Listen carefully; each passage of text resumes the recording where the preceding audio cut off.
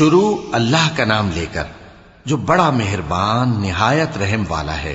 کاف ہا یا عین صاد، یہ تمہارے پروردگار کی مہربانی کا بیان ہے جو اس نے اپنے بندے زکریا پر کی تھی جب انہوں نے اپنے پروردگار کو دبی آواز سے پکارا اور کہا کہ اے میرے پروردگار، میری ہڈیاں بڑھاپے کے سبب کمزور ہو گئی ہیں اور سر سفید بالوں کی وجہ سے چمکنے لگا ہے، اور اے میرے پروردگار، میں تجھ سے مانگ کر کبھی محروم نہیں رہا، اور میں اپنے بعد اپنے بھائی بندوں سے ڈرتا ہوں، اور میری بیوی بانجھ ہے، پھر بھی مجھے اپنے پاس سے ایک وارث عطا فرما جو میری اور اولاد یعقوب کی میراث کا مالک ہو، اور اے میرے پروردگار، اس کو خوش اخلاق بنائیو۔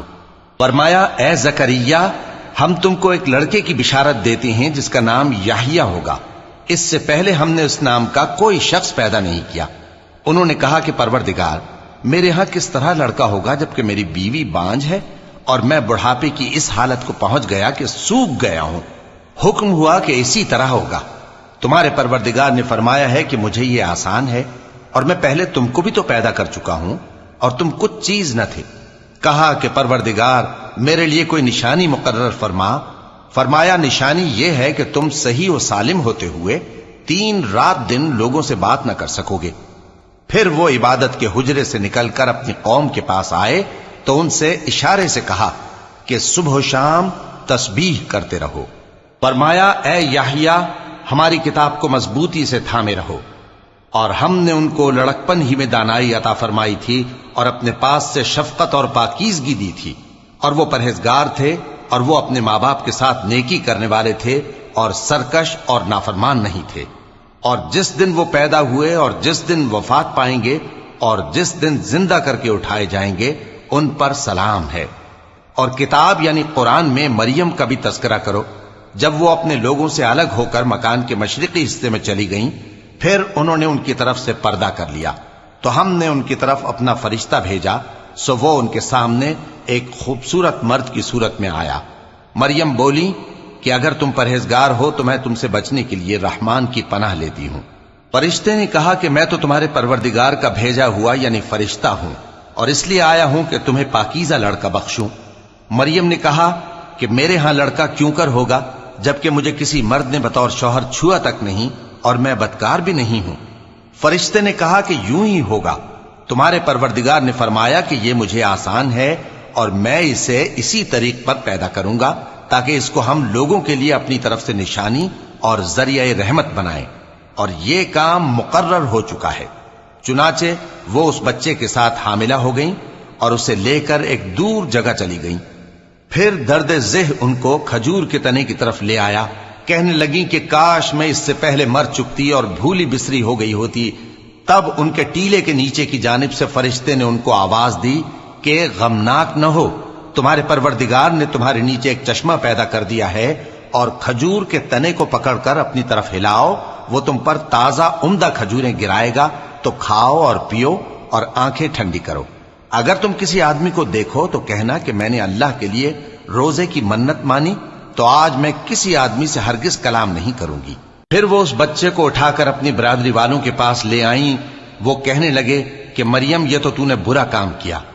اے ہارون کی بہن، نہ تو تیرا باپ ہی برا آدمی تھا اور نہ تیری ماں ہی بدکار تھی۔ تو مریم نے اس بچے کی طرف اشارہ کیا۔ وہ بولے کہ ہم اس سے کہ گود کا بچہ ہے کیسے بات کریں؟ بچے نے کہا کہ میں اللہ کا بندہ ہوں، اس نے مجھے کتاب دی ہے اور نبی بنایا ہے، اور میں جہاں ہوں اور جس حال میں ہوں اس نے مجھے صاحب برکت بنایا ہے، اور جب تک زندہ ہوں مجھ کو نماز اور زکوٰۃ کا ارشاد فرمایا ہے، اور مجھے اپنی ماں کے ساتھ نیک سلوک کرنے والا بنایا ہے اور سرکش و بدبخت نہیں بنایا، اور جس دن میں پیدا ہوا اور جس دن مروں گا اور جس دن زندہ کر کے اٹھایا جاؤں گا مجھ پر سلام ہے۔ یہ مریم کے بیٹے عیسیٰ ہیں، اور یہ سچی بات ہے جس میں لوگ شک کرتے ہیں۔ اللہ کو شایع نہیں کہ کسی کو بیٹا بنائے، وہ پاک ہے۔ جب کسی چیز کا ارادہ کرتا ہے تو اس کو یہی کہتا ہے کہ ہو جا، تو وہ ہو جاتی ہے۔ اور بے شک اللہ ہی میرا اور تمہارا پروردگار ہے، تو اسی کی عبادت کرو، یہی سیدھا رستہ ہے۔ پھر اہل کتاب کے فرقوں نے باہم اختلاف کیا، سو جو لوگ کافر ہوئے ہیں ان کو بڑے دن یعنی قیامت کے روز حاضر ہونے سے خرابی ہے۔ وہ جس دن ہمارے سامنے آئیں گے کیسے سننے والے اور کیسے دیکھنے والے ہوں گے مگر ظالم آج کھلی گمراہی میں ہے۔ اور ان کو حسرت و افسوس کے دن سے ڈرا دو جب بات فیصل کر دی جائے گی اور وہ غفلت میں پڑے ہوئے ہیں اور ایمان نہیں لاتے۔ ہم ہی زمین کے اور جو لوگ اس پر بستے ہیں ان کے وارث ہوں گے اور ہماری ہی طرف ان کو لوٹنا ہوگا۔ اور کتاب میں ابراہیم کا ذکر کرو، بے شک وہ نہایت سچے تھے، پیغمبر تھے۔ جب انہوں نے اپنے باپ سے کہا کہ ابا آپ ایسی چیزوں کو کیوں پوچھتے ہیں جو نہ سنیں اور نہ دیکھیں اور نہ آپ کے کچھ کام آ سکیں؟ ابا مجھے ایسا علم ملا ہے جو آپ کو نہیں ملا، تو میرے ساتھ ہو جائیے، میں آپ کو سیدھی راہ پر لے چلوں گا۔ ابا شیطان کی پوجا نہ کیجیے، بے شک شیطان اللہ کا نافرمان ہے۔ ابا مجھے ڈر لگتا ہے کہ آپ کو اللہ کا عذاب آ پکڑے تو آپ شیطان کے ساتھی ہو جائیں۔ اس نے کہا کہ ابراہیم کیا تو میرے معبودوں کے خلاف ہے؟ اگر تو باز نہ آئے گا تو میں تجھے سنسار کر دوں گا اور تو ہمیشہ کے لیے مجھ سے دور ہو جا۔ ابراہیم نے سلام علیکم کہا اور کہا کہ میں آپ کے لیے اپنے پروردگار سے بخشش مانگوں گا، بے شک وہ مجھ پر نہایت مہربان ہے۔ اور میں آپ لوگوں سے اور جن کو آپ اللہ کے سوا پکارا کرتے ہیں ان سے کنارہ کرتا ہوں اور اپنے پروردگار ہی کو پکاروں گا۔ امید ہے کہ میں اپنے پروردگار کو پکار کر محروم نہیں رہوں گا۔ اور جب ابراہیم ان لوگوں سے اور جن کی وہ اللہ کے سوا پرستش کرتے تھے الگ ہو گئے تو ہم نے ان کو اسحاق اور اسحاق کو یعقوب بخشے اور ہر ایک کو پیغمبر بنایا، اور ہم نے ان کو اپنی رحمت سے بہت سی چیزیں عنایت کی اور ان کا ذکر جمیل بلند کیا۔ اور کتاب میں موسیٰ کا بھی ذکر کرو، بے شک وہ ہمارے برگزیدہ تھے اور رسول تھے، نبی تھے، اور ہم نے ان کو طور کی داہنی طرف سے پکارا اور باتیں کرنے کے لیے نزدیک بلایا، اور اپنی مہربانی سے ان کو ان کا بھائی ہارون پیغمبر بنا کر عطا کیا۔ اور کتاب میں اسماعیل کا بھی ذکر کرو، وہ وعدے کے سچے اور رسول تھے، نبی تھے، اور وہ اپنے گھر والوں کو نماز اور زکوٰۃ کا حکم کرتے تھے اور اپنے پروردگار کے ہاں پسندیدہ تھے۔ اور کتاب میں ادریس کا بھی ذکر کرو، وہ بھی نہایت سچے تھے، نبی تھے، اور ہم نے ان کو اونچی جگہ اٹھا لیا تھا۔ یہ وہ لوگ ہیں جن پر اللہ نے اپنے پیغمبروں میں سے فضل کیا، یعنی اولاد آدم میں سے، اور ان لوگوں میں سے جن کو ہم نے نوح کے ساتھ کشتی میں سوار کیا، اور ابراہیم اور یعقوب کی اولاد میں سے، اور ان لوگوں میں سے جن کو ہم نے ہدایت دی اور جنہیں برگزیدہ کیا۔ جب ان کے سامنے ہماری آیتیں پڑھی جاتی تھیں تو سجدے میں گر پڑتے اور روتے رہتے تھے۔ چونکہ آیت سجدہ تلاوت کی گئی ہے لہذا سامعین پر سجدہ واجب ہے۔ پھر ان کے بعد چند ناخلف ان کے جانشین ہوئے جنہوں نے نماز کو ضائع کر دیا اور خواہشات نفسانی کے پیچھے لگ گئے، سو ان قریب ان کو گمراہی کی سزا ملے گی۔ ہاں جس نے توبہ کی اور ایمان لایا اور عمل نیک کیے تو ایسے لوگ بہشت میں داخل ہوں گے اور ان کا ذرا نقصان نہ کیا جائے گا، یعنی ہمیشہ کی بہشتوں میں جس کا اللہ نے اپنے بندوں سے وعدہ کیا ہے کہ جو ان کی آنکھوں سے پوشیدہ ہے۔ بے شک اس کا وعدہ نیکوکاروں کے سامنے آنے والا ہے، وہ اس میں سلام کے سوا کوئی بیہودہ کلام نہ سنیں گے اور ان کو صبح و شام کھانا ملے گا۔ یہی وہ جنت ہے جس کا ہم اپنے بندوں میں سے ایسے شخص کو مالک بنائیں گے جو پرہیزگار ہوگا۔ اور فرشتوں نے پیغمبر کو جواب دیا کہ ہم تمہارے پروردگار کے حکم کے سوا اتر نہیں سکتے۔ جو کچھ ہمارے آگے ہے اور جو پیچھے ہے اور جو اس کے درمیان ہے سب اسی کا ہے، اور تمہارا پروردگار بھولنے والا نہیں، یعنی آسمان اور زمین کا اور جو ان دونوں کے درمیان ہے سب کا پروردگار، تو اسی کی عبادت کرو اور اس کی عبادت پر ثابت قدم رہو۔ بھلا تم کوئی اس کا ہم نام جانتے ہو؟ اور کافر انسان کہتا ہے کہ جب میں مر جاؤں گا تو کیا زندہ کر کے نکالا جاؤں گا؟ کیا ایسا انسان یاد نہیں کرتا کہ ہم نے اس کو پہلے بھی تو پیدا کیا تھا جبکہ وہ کچھ بھی چیز نہ تھا؟ سو تمہارے پروردگار کی قسم ہم ان کو جمع کریں گے اور شیطانوں کو بھی، پھر ان سب کو جہنم کے گرد حاضر کریں گے اور وہ گھٹنوں پر گرے ہوئے ہوں گے۔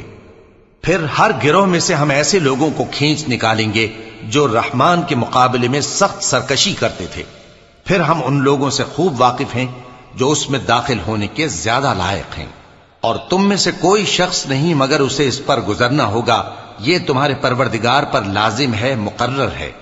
پھر ہم پرہیزگاروں کو نجات دیں گے اور ظالموں کو اس میں گھٹنوں کے بل پڑا ہوا چھوڑ دیں گے۔